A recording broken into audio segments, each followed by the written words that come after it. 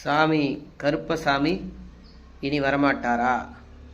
கருப்பசாமினுடைய ரூபம் அது மக்களுக்காக நான் எடுத்த ரூபம்.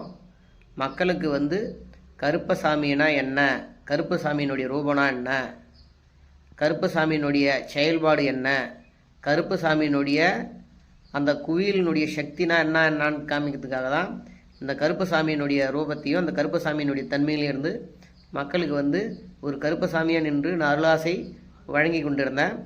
மக்களுக்கு மறுபடியும் கருப்பசாமி தேவைப்படுறாரு. மறுபடியும் கருப்பசாமியினுடைய செயலாக்கம் மக்களுக்கு கொடுக்கப்படணும் அப்படின்னா மறுபடியும் கருப்பசாமின்னக்கூடிய ஒரு அவதாரத்தை மறுபடியும் நான் எடுப்பேன். மக்களுடைய தர்மத்துக்காகவும் மறுபடியும் கருப்பசாமியினுடைய செயலை காமிக்கணும் அப்படின்னக்கூடிய ஒரு சூழல் தேவைப்பட்டால் மறுபடியும் எனக்குள்ளே இருக்கக்கூடிய கருப்பசாமி மறுபடியும் விழிப்படைஞ்சு மறுபடியும் வருவார்.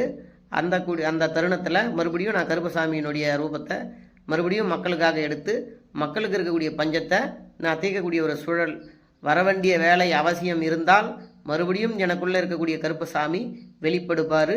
மக்களுக்கு இருக்கக்கூடிய குறைகளை தீர்த்து வைப்பார் கருப்பசாமி. சரிங்களா? கருப்பசாமி எங்கேயும் போயிடல. கருப்பசாமி தன்னுள்ள ஐக்கியமாகி ஒரு ஜோதி வடிவத்தில் இருக்கிறாரு. தேவைப்படும் போது அந்த ஜோதியினுடைய வடிவங்கள் மிக பிரகாசமான முறையில் கருப்பசாமியினுடைய வடிவத்தில் நீங்கள் மறுபடியும் என்னை பார்க்கலாம். அந்த கருப்பசாமியினுடைய ரூபத்தை செயலை இந்த ஒரு திருமேனியிலிருந்தே உங்களுக்கு மறுபடியும் காமிக்கக்கூடிய ஒரு சூழல் ஏற்பட்டால் மறுபடியும் எனக்குள்ளே இருக்கக்கூடிய கருப்பசாமி கட்டாயம் வருவார். உங்களுடைய குறைகளை தீர்ப்பார். சரிங்களா? நன்றி, வணக்கம்.